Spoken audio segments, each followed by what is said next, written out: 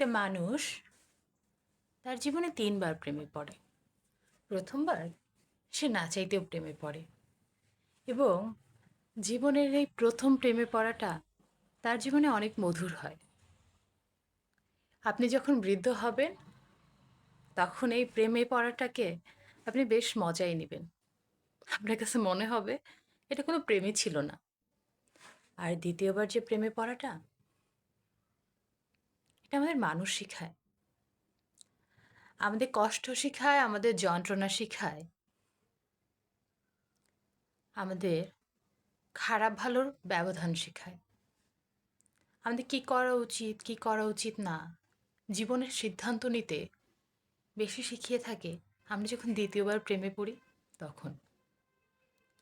আর এত গুরুগম্ভীর কথা বাদ দিই, তৃতীয়বার আমরা যখন প্রেমে পড়ি এটা আমাদের জীবনের সবচেয়ে আনন্দের মুহূর্ত। কারণ আমরা না চাইতেও আবারও প্রেমে পড়ে যাই। যতই আমরা বলি আর প্রেমে পড়বো না, জীবনে আর কোনো মেয়েকে আসতে দেওয়া যাবে না, আর কোনো ছেলেকে আসতে দেওয়া যাবে না, কিন্তু কেউ না কেউ ঠিক ঢুকে পড়বে। আর এই প্রেমে পড়াটা আমাদের ভালোবাসায় রূপান্তরিত হয়। আমরা একটা ইমপারফেকশন মেয়েকেও বা ছেলেকেও অনেক পারফেক্ট মনে করি। আমরা তাদের প্রতি যত্নশীল হই।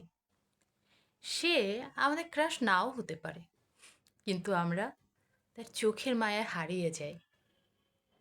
আমাদের মনে হয় এই একটা মানুষ যাকে নিয়ে সারাটা জীবন কাটিয়ে দেওয়া যায়। ব্যতিক্রমীদের বিষয়টা আলাদা, কিন্তু সাধারণত এই ৩ ভাবে মানুষ প্রেমেই পড়ে। তো আমার একটা কথা মনে হয়, যারা নিজেদেরকে এত সৎ দাবি করে তারা কমপক্ষে তো ৩টা প্রেম করে। তাহলে তারা সৎ হলো কি করে? উত্তরটা দিবেন।